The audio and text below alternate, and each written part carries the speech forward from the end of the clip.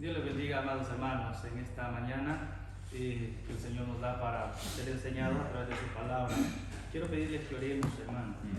Eterno Dios y Padre, gracias te damos, Señor, por permitirnos esta bendición en esta mañana de ser enseñados por tu palabra.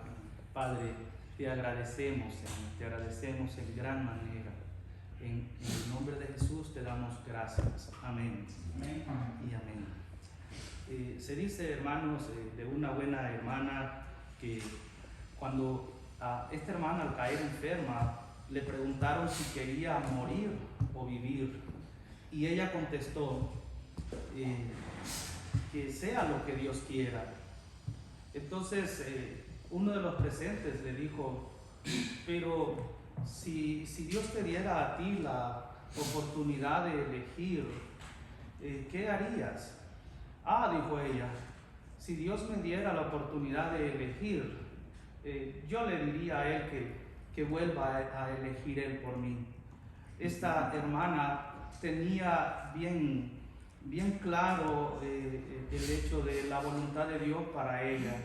Ella comprendía bien cuál era la voluntad de Dios para ella. Nosotros, hermanos, de la misma manera debemos de comprender cuál es la voluntad de Dios para nosotros. Y el apóstol Pablo, en su carta a los Efesios, nos dice algo al respecto, y por ello quiero invitarle en Efesios, la carta a los Efesios capítulo 5, veamos en el versículo 15.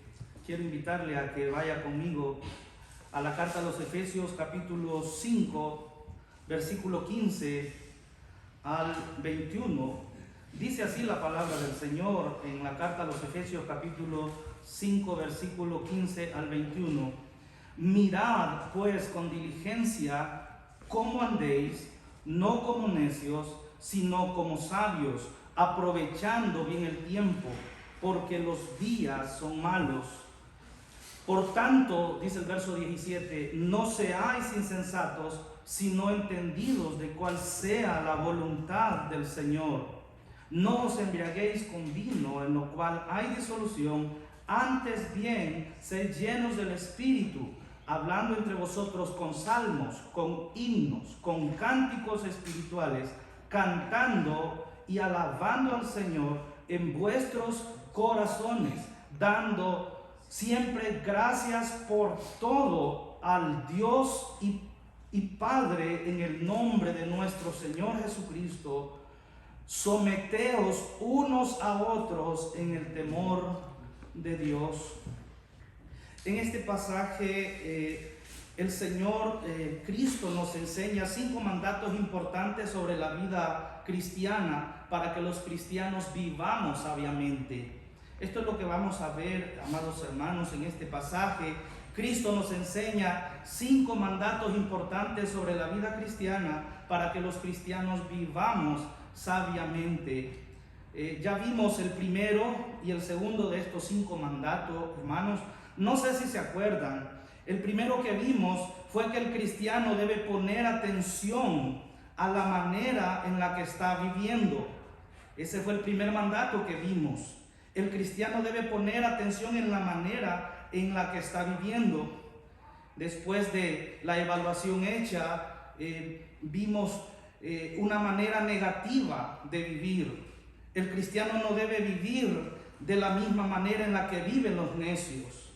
Y 2 maneras positivas de vivir. La primera es, el cristiano debe vivir de la misma manera en la que vive el sabio. Y la segunda manera positiva de vivir es que el cristiano debe vivir sacándole provecho a cada oportunidad en la vida para honrar a Cristo. Y luego vimos, no sé si se acuerdan, el segundo mandato.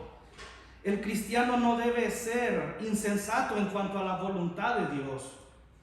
Pero el día de hoy, hermanos, con la ayuda del Señor, podré enseñarles el tercer y cuarto mandato. Así es de que el tercer mandato que veremos es que el cristiano debe comprender cuál es la voluntad de Dios. El cristiano debe comprender cuál es la voluntad de Dios. Y me gustaría referirme, amados hermanos, a hablar un poco acerca de la ciudad de Éfeso. Era una ciudad religiosamente bien conocida por el culto ofrecido a su diosa Diana. Era un lugar, hermano, donde los sacerdotes estaban ahí, eran sacerdotes castrados, y habían ahí sacerdotisas que se prostituían y terminaban sus ceremonias culticas haciendo aberraciones, orgías, cosas inmorales. Y unido a ese desenfreno, amados hermanos, había una práctica de la magia que comprendía alta dosis de ocultismo. Usaban también el vino para embriagarse, y estando embriagados cometían muchos pecados, ofreciendo a su deidad, hacia esta diosa Diana. Y ese es el ambiente que rodeaba a los hermanos de la iglesia que estaba en la ciudad de Éfeso. Ese era el ambiente tan horrible en el que ellos se encontraban, y es por eso que el apóstol Pablo les llama prácticamente ahí en ese verso 17, donde vamos a centrarnos y vamos a ocuparnos también en parte del versículo 18. Dice el versículo 17, mire lo que dice: por tanto, no seáis insensatos, sino entendidos de cuál sea la voluntad del Señor. Ya lo habíamos visto, ese versículo 17, solo la primera parte vimos, hablando acerca de que el cristiano no debe de ser insensato en cuanto a la voluntad del Señor. Pero quedamos sin saber a qué voluntad o avanzar más en cuanto a ese aspecto de comprender la voluntad de Dios. Y es por eso que hoy vamos a ver ese mandato. El cristiano debe comprender la voluntad de Dios. Igual, hermano, la misma idea que traía en el versículo 15, dice: no vivan como necios, mejor vivan como sabios. Y aquí en el versículo 17 vuelve a repetirse esa idea, debido a esa conjunción de contraste enfática que hay ahí. No sean insensatos, mejor sean entendidos, y en este sentido de cuál es la voluntad del Señor. La idea, hermano, de ese verbo que vemos ahí, por tanto, si no sean entendidos de cuál sea la voluntad del Señor, tiene que ver con comprender, entender la voluntad del Señor, tiene que ver con un conocimiento acerca de esa voluntad. Pero como estos son capítulos, desde el capítulo 4 en adelante, estos son capítulos que tienen que ver con la práctica, hermano, aquí no solo es conocer. Pablo no está interesado tanto en el conocimiento teórico acerca de la voluntad de Dios, sino que está más interesado en que se obedezca esa voluntad de Dios, que se conoce, que se está conociendo. Esa es la intención de Pablo. Entonces sería la idea: conozcan la voluntad de Dios, sigan conociendo la voluntad de Dios y vivan en obediencia a ella. La voluntad del Señor finalmente es nuestra santificación, como lo vemos en la primera carta a los Tesalonicenses, capítulo 4, versículo 3. Y me gustaría leer, hermanos, con ustedes la primera carta de Pedro, capítulo 2, versículo 15. Me gustaría, hermano, que me acompañe a la primera carta de Pedro, capítulo 2, en el versículo 15. Dice así la palabra: sino como aquel que os llamó es santo, sed también vosotros santos en toda vuestra manera de vivir. 2.15, perdónenme. Gracias.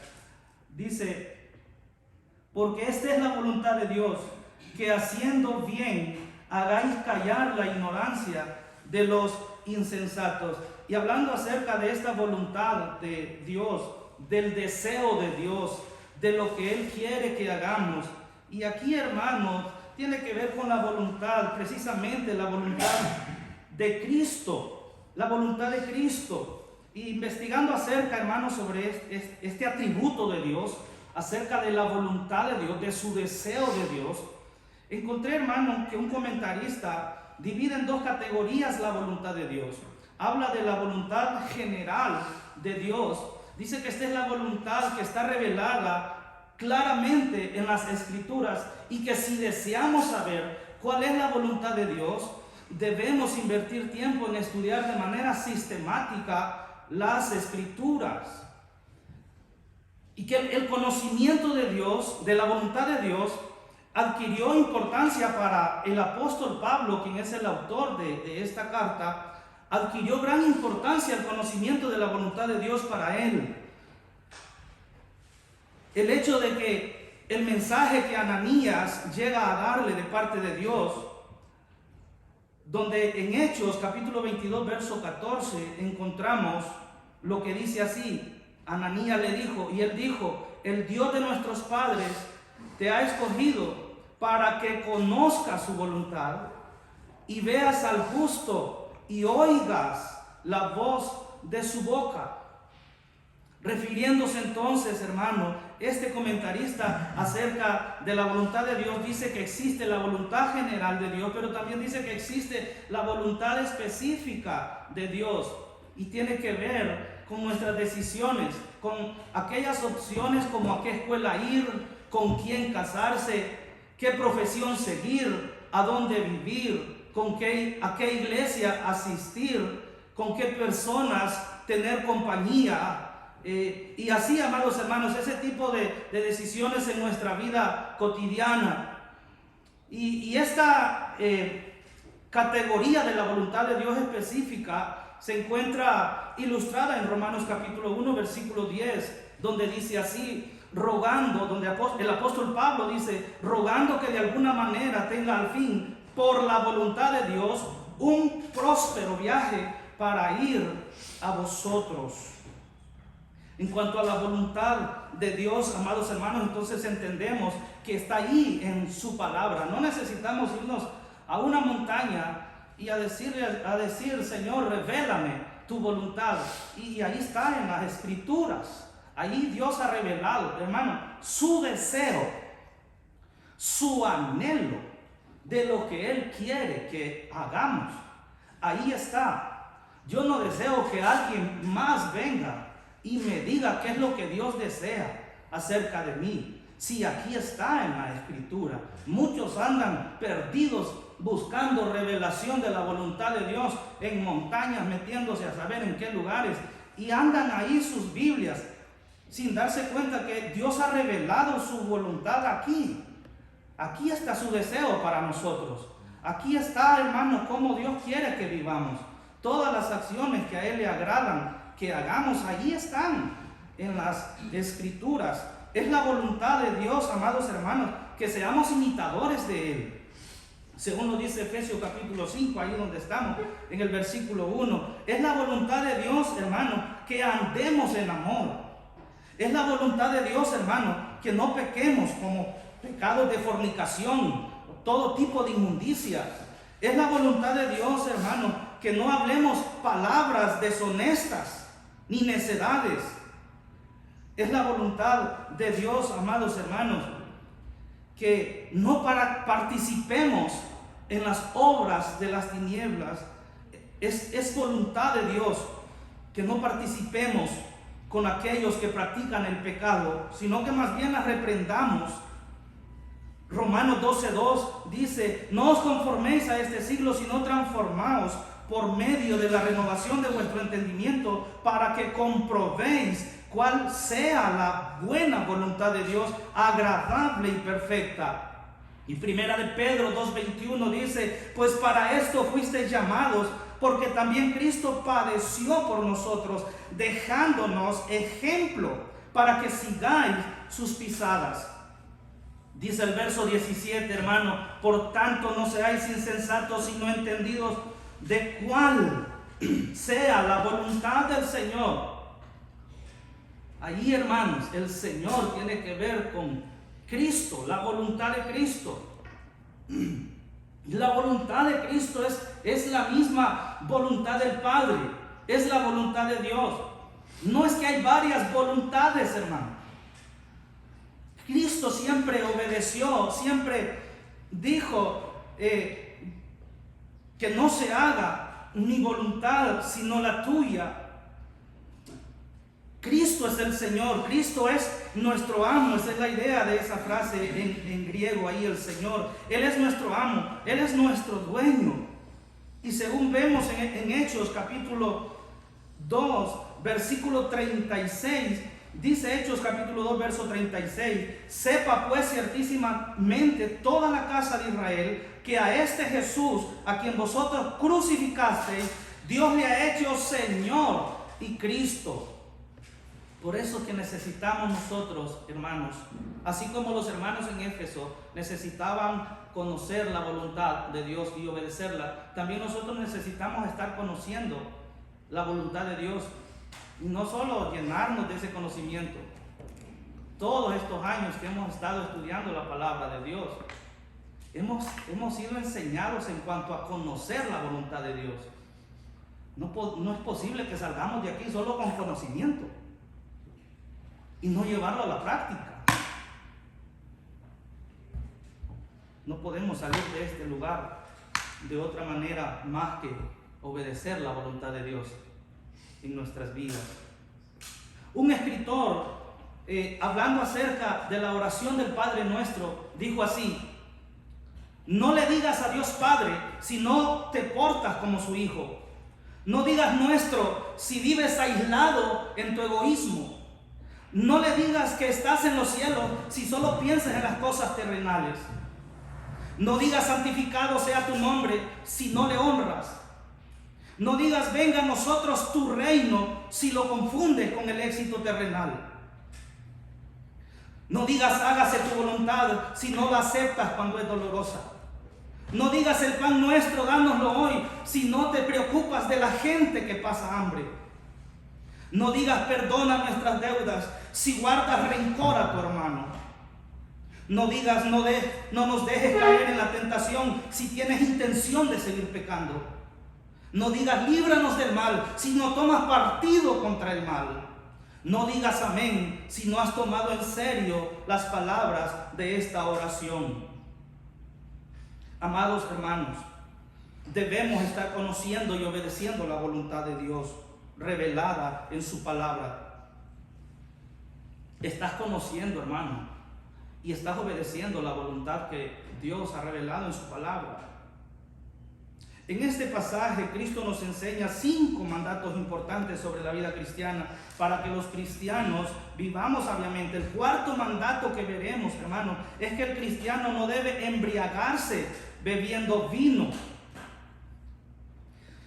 Amados hermanos, esta es una prohibición, pero también vemos en ese versículo allí, hermano, una orden positiva. Por tanto, no seáis insensatos, sino, esta es la orden positiva, este es el mandato positivo. Hay una prohibición anterior: no seáis insensatos, sino entendidos de cuál sea la voluntad del Señor. El verso 18 dice: no os embriaguéis con vino.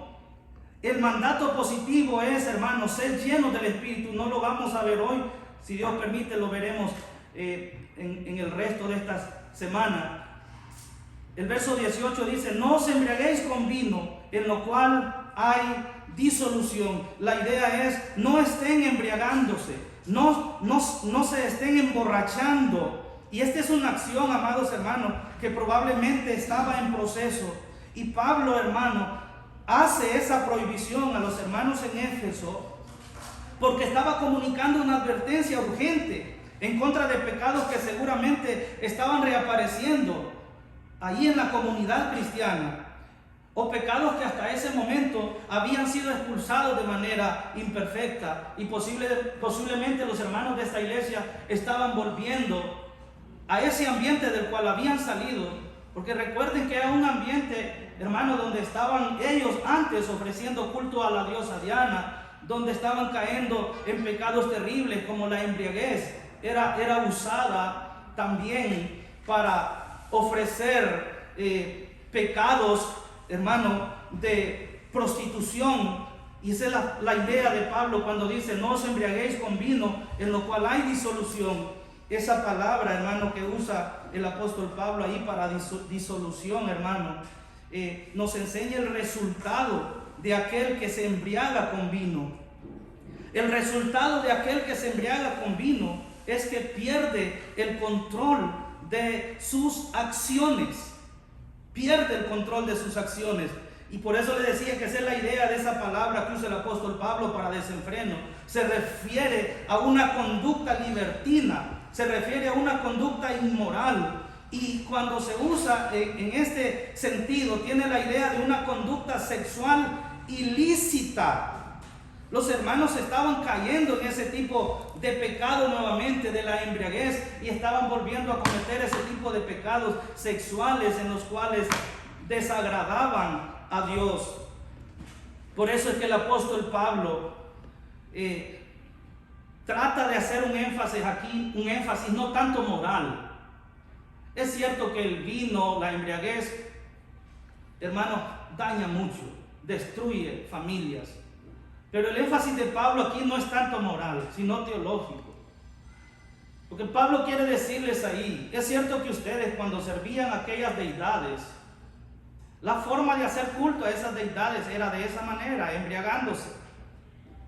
Pero ahora el Dios que nos ha dado vida, ahora la vida que el Señor nos ha dado no es para que le ofrezcamos culto de la manera en que ustedes le ofrecían a aquellos dioses.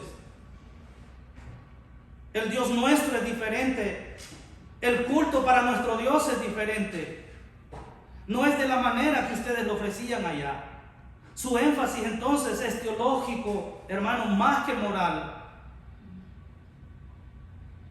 Pablo entonces sabía que algunos de los hermanos habían comenzado a jugar con el reino de las tinieblas y se habían convertido en un triste espectáculo como payasos de Satanás.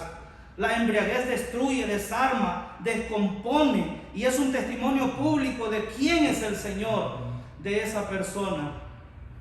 Un hombre, hermano, que profesaba ser cristiano, que procuraba deshacerse de su responsabilidad alegando su condición de cristiano evangélico, le dijo al juez que le juzgaba, que le estaba juzgando, y este juez comprendía el lenguaje cristiano. Dijo a aquel hombre: señoría, yo soy un creyente en Cristo, soy un hombre nuevo, pero todavía conservo mi vieja naturaleza. Y ha sido ella la que ha cometido ese pecado de embriaguez por el cual soy juzgado. Entonces el juez le respondió de manera calmada y le dijo: ya que ha sido el viejo hombre que ha quebrantado la ley, le sentenciamos a 30 días de cárcel. Y volvió diciendo el juez de manera calmada: y como el nuevo hombre ha sido su cómplice, le daremos a este otros 30 días.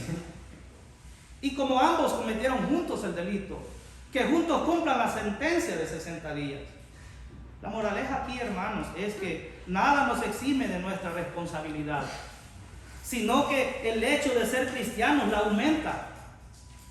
No debemos ser esclavos del pecado de la embriaguez. No debemos, hermano, ser conocidos como borrachos. Nuestro Dios es un Dios de orden. Y el culto, la forma de agradarlo a Él, la forma de darle alabanza a Él, no es de la manera en que estaban los hermanos en Éfeso, estaban volviendo a caer. Porque todo lo que vemos del versículo 18 en adelante, amados hermanos, habla de alabanzas para Dios. En el verso 19 habla de la adoración a nuestro Señor. Y Pablo les explica cuáles son las maneras en que debemos de ofrecerle culto al Señor, no de la manera a la que ellos estaban volviendo. No debían estarse embriagando, porque una vez que el vino estaba dentro de ellos y los llenaba a plenitud, quien los iba a controlar era ese agente. El vino los iba a controlar y iban a caer en pecados terribles. Si nosotros, hermanos, los que fueron borrachos, caímos en pecados terribles estando bajo el control del vino. Hicimos cosas, hermano, que nos da vergüenza contar. Nos da vergüenza decir. Cosas que solo nosotros y el Señor sabe que hicimos. Nosotros hicimos pecados terribles cuando éramos borrachos, pero Dios nos ha perdonado esos pecados y ahora nuestra vida debe de ser en gratitud hacia Él. Gracias al Señor, hermano, que en este pasaje, pues lo que hemos visto es que Cristo nos enseña 5 mandatos importantes sobre la vida cristiana para que los cristianos vivamos sabiamente. Recuerden que ya habíamos visto el primer mandato. El cristiano debe poner atención en la manera en la que está viviendo. Recuerdan que vimos también una manera negativa de vivir. El cristiano no debe de vivir en la manera que viven los necios. Y vimos también la vez pasada, hermano, vimos 2 maneras positivas de cómo sí vivir. El creyente debe de vivir en la manera que vive un sabio. Y la segunda manera de vivir, la segunda manera positiva, es que el creyente debe de vivir aprovechando las oportunidades para honrar a Cristo. Y en esta ocasión, y vimos también, hermanos, el segundo mandato: el cristiano no debe ser insensato en cuanto a la voluntad de Dios. Hoy vimos el tercer y cuarto mandato. Les dije que el cristiano debe comprender la voluntad de Dios. Pero también, hermanos, vimos el cuarto mandato: el cristiano no debe embriagarse bebiendo vino. Hermanos amados, ¿creen que Cristo vivió para hacer la voluntad de Dios? Si es así, hermanos, solo Él puede enseñarnos, solo Él puede ayudarnos a que conozcamos y obedezcamos la voluntad de Dios. Amados hermanos, vivimos en un mundo, vivimos en una sociedad, amados hermanos, cuya corrupción pone presión sobre los santos, ansiando manchar a los líderes para entonces dañarlo todo. Vivimos, hermanos, en un mundo similar en el que vivieron nuestros hermanos de la iglesia en Éfeso. Estamos viviendo en un mundo similar o quizás peor, amados hermanos. Y el Señor Jesucristo sabe, hermanos, que este es un mundo que está bajo los efectos del pecado. Pero no es su voluntad que obedezcamos al pecado que hay en este mundo. ¿Cuál es tu manera de vivir, hermano, siendo que eres cristiano?